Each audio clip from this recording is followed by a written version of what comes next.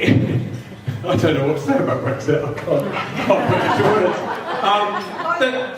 An awful lot will happen over the next weeks and months, and we're anticipating, let's say, probably an election. So one of the things we wanted to get out of tonight is some thoughts about that event. And so some of our speakers are local BBCs who will discuss some of those things in anticipation of the event. We have questions, question papers. Hopefully you found them on your seats. If you can hand them into Connor. Where's Connor? There he is. Conveniently placed in the middle. And then we will filter them and try and read them and use those as the basis for the questions for the panel. So the way the evening's arranged is the first half, we will have two speakers. We have Julian, who's from RemainerNow. So RemainerNow, you've probably heard of, it's an amazing organisation, very brave people who voted leave and have since changed their mind. Won't say anymore. Andrew Jonas will be here shortly. He's on the train, gets in at 7:15, so he'll be here in a minute. He will be here. And after the break, which will be at about 8:30, 8:15, 8:30, we'll have a panel of local politicians. Good. So, Jill, over to you. Thank you very much.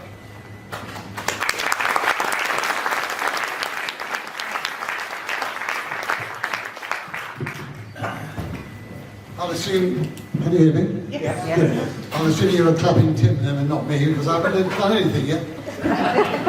So first of all, good evening, thank you very much for inviting me. I'm the only non-politician you'll see this evening, so I'm on your side really. I spent the last couple of days trying to decide how I would actually start this evening. I thought initially I would start by saying, well, we live in interesting times, but actually, do we actually want to live in these interesting times? And if you're like me, I'd like things to be a lot less interesting than they are at the moment. And then I thought, well, no, that's a bit trite. I'll come up with the old Edmund Burke slogan. You all know it. All it takes for evil to triumph is for good people to do nothing. Well, that's not appropriate either, because for the last 3 years, good people have been doing a huge amount of stuff. I've no doubt an awful lot of you will be with me on the 19th, parading through London. I've done it 3 times so far, and an awful lot of other things besides. I know they say it's the largest queue for Waitrose in the country, but I think it makes a difference, and just occasionally, even the BBC might report it. So we do need to do something, and things are changing. What I thought I'd start with is, I don't know if any of you read the Independent online, but Peter Kellner had an article in there a couple of days ago where he was talking about the myths of Brexit. He said there were 4, I think there are 5. And the first one he said was that the number of people that you see on Vox Pop on the television saying, I just want to see Brexit done, it's just not true. What people actually want is to say, we want Brexit done, but we want it done right. And it's not just people like ourselves who think that, it's everybody, leavers as well. People want it to be done right. Peter Kellner's organisation has polled people to find out whether or not that's true, and that's what they've come up with. The second thing which Peter Kellner said, and he's supposed to be an expert, is that people think, the myth is, people haven't changed their minds. Well, actually, an awful lot of people have changed their minds. At least, at a minimum of 5% of the population has changed its mind. That's a minimum. I'll talk about that again in a moment.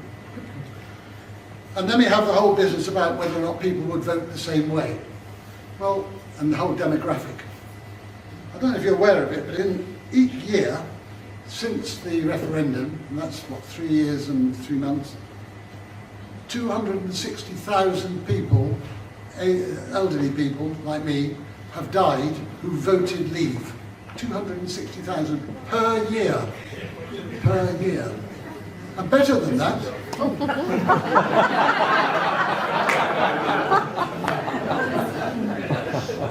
better than that, there's 235,000 kids who are now 18 who would be expected to vote Remain. Now you put those, that's per year, you put those two figures together, you get 495,000 is the extra number of Remain voters that we would have per year. And it's 3 years. So that's 1.5 million extra Remain voters. Now, it won't have missed your attention that the majority at the last referendum was 1.3 million. So if nothing happened and everybody voted the same way, just on demographics alone, Remain would win. There's a thought. The other thought is that as 1.3 million was the Leave majority, you only need half of those, 600,000, to change, and Leave would lose. So anybody who thinks that people haven't changed their minds, it almost doesn't matter because the demographics alone will take Remain over the line. I wouldn't risk it. I think there's a lot of work to be done. And the fourth thing is that an awful lot of people on television say, no, we don't want a final say. Actually, Peter Kellner in The Independent said the work he's done has shown that the vast majority do want a final say, either a confirmatory vote, second referendum, or at worst, the general election. We're going to have a general election either way, but a confirmatory vote would be best of all. I think there's a fifth myth that's going around at the moment, and that's that Colleen and Rebecca isn't important. Well, it was on the front page of the Express, the Sun and the Star this morning, so it must be important, mustn't it? Now, there are hundreds of thousands of people, and it's the reason I'm here, who we believe voted Leave and now would vote Remain. 2.5 years ago, a chap called Andy was looking at Twitter and he noticed a number of people saying, I voted Leave, but I don't like what's happened in the last 3 or 4 or 5 months. So he started a Twitter account and he called it hashtag RemainerNow. We've now got 40,600 as of today supporters, followers on that website. I joined it, or I became a follower on that website very shortly after it was set up. So we got 40,000. That's 40,000 people who are prepared, like I am, to admit I voted Leave and I made a mistake. And that's quite a difficult thing for a lot of people to say. A lot of people don't want to say it because within their own families it's going to cause a dispute. I know that when I voted Leave, I kept very quiet because my family, all of my family, were Remainers, and I would have had such grief. I kept quiet about it. They know what I'm doing tonight. They know what I'm doing now. So, and I march with them now. But I do recognise that people have a difficulty in actually saying, I got it wrong. So RemainerNow, it's a grassroots movement. Tim actually called it an organisation. It's not an organisation. We don't have it. We have one person who is vaguely employed on more or less on expenses, who arranges things like meetings and get-togethers and what have you. And we have a wide variety of backgrounds. We've got people from every political party, including Conservatives, believe it or not. We've got people who never voted before but voted in the referendum. So we've got a wide range of people. We've also got people who didn't vote at all, who are now saying, I didn't vote, that was a mistake, and I'm a Remainer now. And I think probably what's happened in the last 3 years has caused a lot of people to think, actually, I should have voted. I thought Remain would win, so I didn't bother voting. I think they'll bother voting if we get another chance. And I think all of the people that we've got, the 40,000 we know about, plus a lot of others, everybody has a different journey which they travelled. It's impossible to say these are the reasons why people have changed their minds. But what we have done is we've done some research into why people who have now changed their minds, why they voted Leave. It's not necessarily the same as the far right, who just want to get out at any price. People who have changed their minds are people who maybe weren't sure one way or the other. And there are 3 reasons why people who have now changed their minds seem to have voted Leave in the first place. The first one is the campaigns themselves. I'm sure that you will agree, even if you don't want to, if you think about it, the Leave campaign was much slicker, it was much cleverer. We also know most of it was lies, but we also know that they were very good at coming up with 2 or 3 line quips. They came up with all the reasons why we should leave. They were very positive about it. And the Remain campaign was very negative. They were telling us what was going to happen, awful things that would happen when Brexit happened. They shouldn't have been doing that. They should have been telling us all the advantages of Remain, all the great things that the EU has done all around the country, in different parts of the country. And I think, particularly the Tory party, have a lot to answer for not having done that.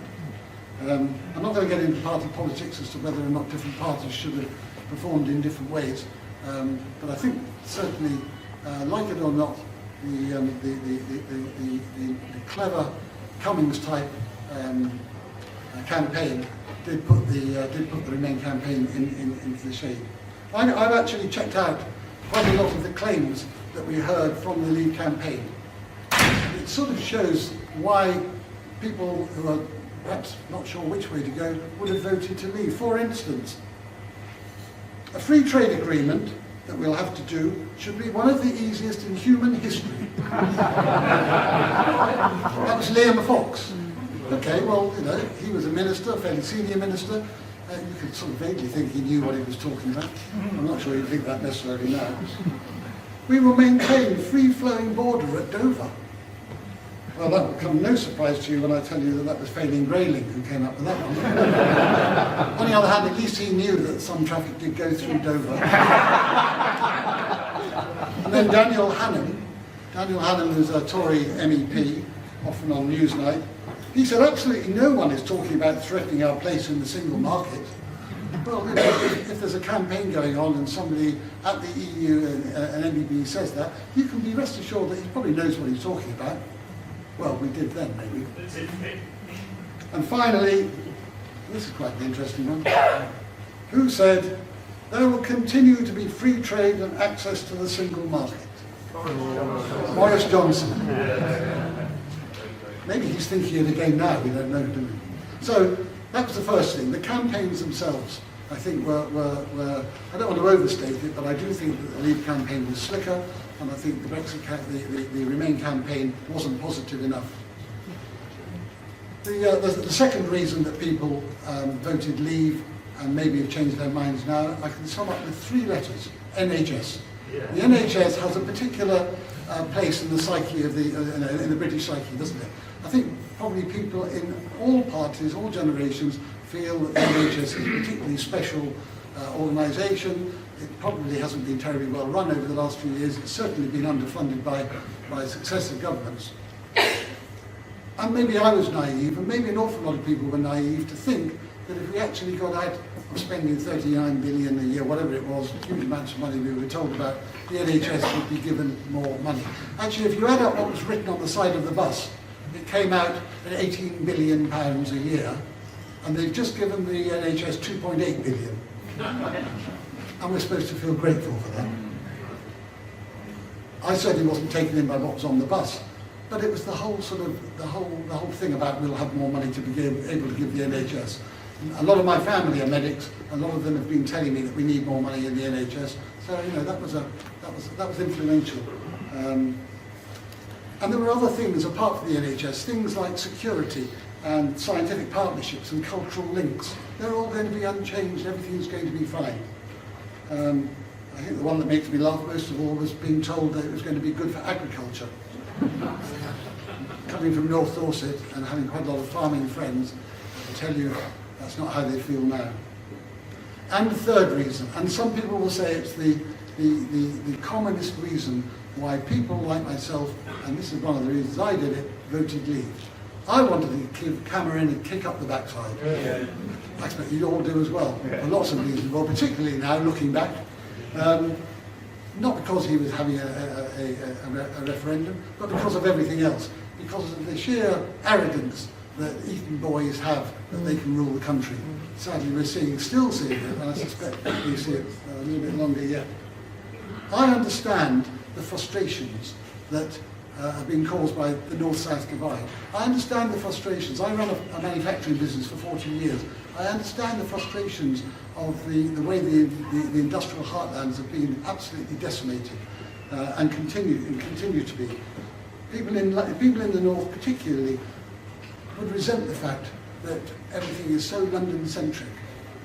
They're feeling disenfranchised. They, more than anybody, would want to give Cameron a kick up the backside. It was Sunderland, I think, that declared first in the referendum. Remember the picture of the woman up on somebody's shoulders shouting, "Hooray, we're going to leave." It's ironic, isn't it, that what Nissan have said this week, that they're going to be leaving Sunderland if it's a hard Brexit. So there we are. Now I just want to make one thing completely clear because it's really important to me: freedom of movement. I have always supported freedom of movement, and I believe that the majority of people who voted Leave actually don't believe in changing anything as far as freedom of movement is concerned. I think it's wonderful that I go into a restaurant in London and a young man, a young woman serves me, and you ask them where they come from, and after that initial look of fear on their face that you're going to tell them to bugger off home, you then say to them, "Oh, do you know what, I went to Amsterdam last year. I think it's wonderful." And you get into a conversation and all the things about their families come out. It's great. I love that. I also love the fact that my children, and hopefully one day my grandchildren, can go and work in Frankfurt or in Paris and what have you without. And how stupid is it? How stupid is it that we are going to stop our kids going and living and working abroad in 27 countries, and all we're doing with the EU is stopping 27 countries coming to one country? I mean, it's suicide. It doesn't make any sense at all. So, why did I change my mind? I can't talk about the other 40-odd thousand that we know about. I can only talk about myself. And to do that, let me just tell you a little bit about myself, because that might hopefully put it in some sort of perspective. I'm a grandfather. I'm 70 years old. I had my first grandchild a year ago. I've got 2 more on the way. I ran, as I mentioned before, a manufacturing business for 40 years. I have a degree in art history and literature. I was a magistrate for quite a large number of years. I'm now a volunteer at Kingston Lacey at National Trust, often seeing people, Europeans coming in and spending a lot of time apologising for our government to them. I was on the board of the Environment Agency, I was a director of the Dorset Chamber of Commerce, I was on the board of the Bournemouth and Poole College, and I was the original founder and first chairman of the Dorset Association of School Governors. Now, why do I tell you all this? I'm not showing off. The reason I'm telling you is that hopefully, as a result of saying that, you'll think, well, actually, you know, he's quite intelligent. A reasonable chap. Not the sort of person you'd expect to be voting Leave. Well, there are 2 reasons actually why I'm telling you that. That's one of them. And the other one is that you should be concerned that I voted Leave. You should be alarmed that I voted Leave, because if people like I did, other intelligent people will have done as well. So, 3 o'clock in the morning, and I'm in Portugal. Actually, I was in the Azores, part of Portugal, at my sister-in-law and brother-in-law's house. I had a postal vote, and in fact, I've been selling my business in the same week I retired, the same week as the referendum. 3 o'clock in the morning, I crept downstairs, I turned on my tablet, and out loud I went, "Bloody hell." And I'm sure some of you did the same thing. I could not believe it. So much for the kick up the backside. Although I voted Leave, I didn't believe that Remain would lose. Sorry about the double negative. I really didn't think that Remain would lose. And it took, I'd like to say weeks, but probably a few months before I really personally changed my mind completely. And why did I do that? Well, first of all, the lies. The lies that the Leave campaign told became evident very quickly. Especially there were two issues. One was obviously the NHS and how much money was going to be given to the NHS and all that sort of stuff. And the other one, the Irish border. Now, the Irish border was hardly mentioned during the campaigns. Now, of course, it's the big stumbling block. Teresa Villiers, somebody I have to say I have no time for, or maybe less. She said during the campaign, it is no less likely to be less open, this is the border, the border is no less likely to be less open after Brexit than it is today. If you work out what she's trying to say. I've already apologised for my double negative, I'm not apologising for hers. So that's the first one. The second reason was, I call it no friendly separation. Now, we were promised that there would be no problems with trade, there would be no problems with legal arrangements, security, scientific agreements, cultural links. Nonsense. All of that's nonsense. One of the first things that happened was the European Youth Orchestra moved from Britain. It's gone already. So many of the drug agencies, they're all going, if they haven't already gone. A lot of the cultural links have been broken, and then of course jobs. Remember Lord Digby Jones saying, not a single job would be lost as a result of Brexit. But try telling that to the people at Honda and some of the finance houses and the farmers who can't get people to come and work and what have you. It's complete nonsense. I mentioned agriculture earlier on, and friends of mine. The National Farmers Union have described the idea of a hard Brexit now as catastrophic. That's their word, catastrophic. 6 reasons they've given why it's catastrophic, and the agricultural industry affects all of us, because obviously we're talking foodstuffs. There'll be trade embargoes, there'll be export tariffs, there'll be increased food imports, there'll be a shortage of medicines for vets to use and shortage of fertilisers that are imported. There'll be cuts to organic exports, because we'll have to reprove all over again that our organic standards match the EU. That would take a long time. And of course there'll be labour shortages. Well, I don't need to tell you all about the rise of the ERG and the Brexit Party pushing the Tories to the right. To me, it is absolutely horrifying. Over the years, I've got Conservative friends, people who I think are reasonably minded, who are concerned about people less well off than they are. They're tearing their hair out. And I'd just like to think that 1 or 2 more Tory MPs who are doing the same will actually be honest and start putting country before party in their own. And that includes my own MP, Simon Hoare. He was a Remainer to start with. He campaigned for Remain, and then he campaigned for Theresa May. And having voted 3 times for Theresa May's deal, he's now, he's supporting Boris Johnson. I'm not sure how much further to the right he's going to go. He keeps on putting tweets on about we need an agreement. But he's not showing any. To me, this whole idea of regaining sovereignty, which they talk about, is just an appalling act of self-sacrifice. So, as a father and a grandparent, I really do fear for the future now. As a Remainer now, I'm in a very privileged position of being able to talk to people who voted to leave as somebody who did the same thing. And the question that I always ask these people is, just tell me one thing, one advantage in leaving. And there's usually a pregnant pause, straight bananas or something, but we actually don't, there is no answer. There are no advantages. Since 1996, I think I'm right in saying there have been 14,500 pieces of legislation that have come from the EU.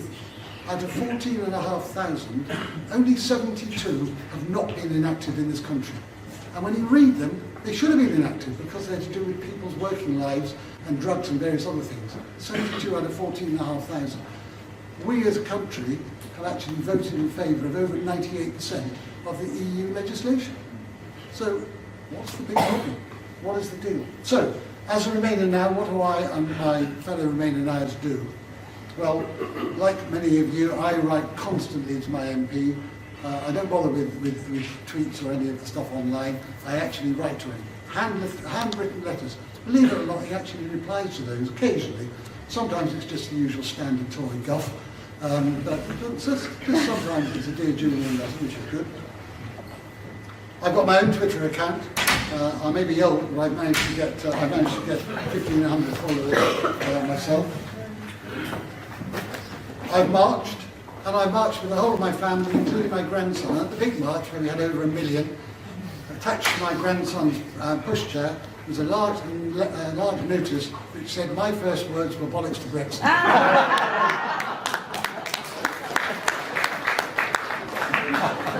That photograph appeared on Twitter many times. We have many articles now as Remainer Now people in the media. We've been on television, radio. Yesterday I had a long conversation with The Guardian. The Guardian, they're doing both an article and a film on the 19th about our actions and what we're doing. We've had conference stalls at the Liberal and Labour conferences, Liberal Democrat and Labour conferences. We've had meetings outside those conferences. I spoke at the Bournemouth one with Chucker, with 3 MEPs, including Green MEP and 2 Lib Dem MEPs, and Tom Brake was there as well. and they've been very successful. I mean, tonight I know of at least 3 other people who are addressing meetings like this as RemainerNow, which is great. And perhaps most important, next week we're going to Brussels. Next week we have 10 of us going to Brussels. We have meetings with MEPs, with commissioners. We're hoping to see Donald Tusk. We're hoping to see Michel Barnier. We've written to both of them. They both said if we can find time. And that'll be on Thursday the 17th. That, of course, is the day when the big EU meeting is going to be. So we're there right at the moment. We've got the national press following us there. We've got radio stations across Europe who are going to meet us there. It's going to be a very interesting and I hope very exciting time. We might even change the whole direction that we're going. Somehow I doubt it, but at least we're making our mark. Because it's important that they know there are people in this country who have changed their minds. I owe it to my children. I owe it to your children, and we all owe it to children in future generations. I think that what my generation did in voting and supporting the Leave campaign was absolutely appalling. I think we should be ashamed. And I don't mind admitting that I'm ashamed of the way I voted. Hopefully I'm trying to do something to rectify that. And I would say to any of you here who voted Leave, and I doubt if there are many, and if you know people who did, talk to them. Join me in the fight to get them to think about changing their mind. We need to, not just for our sake, but for the sake of our children. Thank you.